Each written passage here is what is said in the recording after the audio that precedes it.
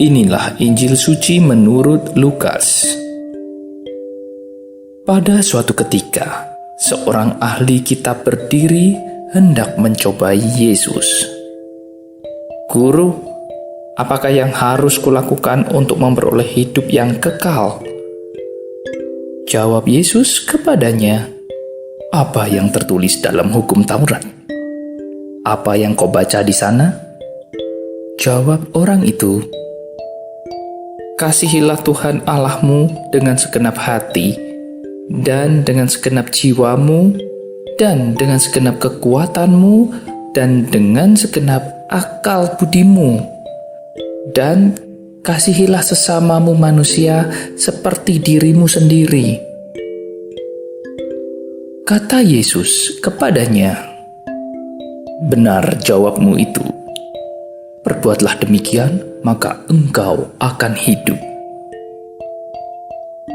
Tetapi untuk membenarkan dirinya, orang itu berkata lagi, "Dan siapakah sesamaku manusia?"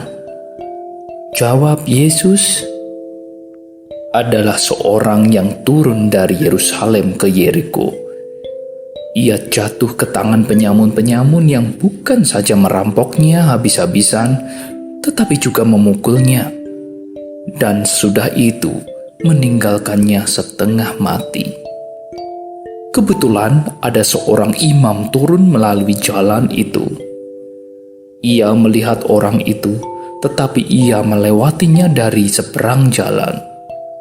Demikian juga seorang Lewi datang ke tempat itu.